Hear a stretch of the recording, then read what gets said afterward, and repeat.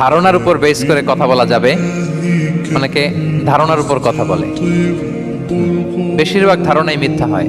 ধারণার বেশিরভাগ কি হয়? সো আপনি ধারণা, বেসড অন ধারণা আপনি কোনো কথা বলতে পারবেন, মানে যেটাকে আমরা বাংলায় বলি আন্দাজে কথা বলা।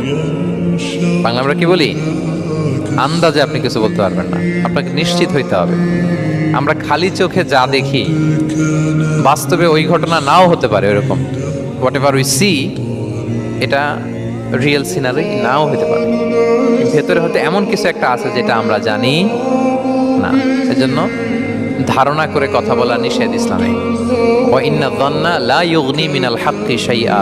আল্লাহ বলেন ধারণা কখনো সত্যের বিকল্প হতে পারে না। আপনাকে সত্যটা জেনে বলতে হবে। আপনি ধারণার উপর কিছু বলতে, আমরা এরকম সমাজে অনেক করি, অনেক।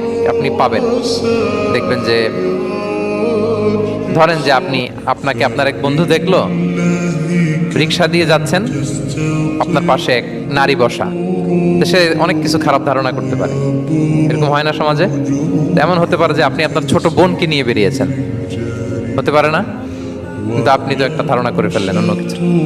বা আপনার ভাগ্নিকে নিয়ে বের হয়েছেন, আপনার আপন খালাকে নিয়ে বেরিয়েছেন কোনো কাজে, ডাক্তারের কাছে, কিছু একটা হতে পারে। কিন্তু তাকে দেখেই আমি এদিক সেদিক বলতে আরম্ভ করলাম যে ওকে তো দেখছি এরকম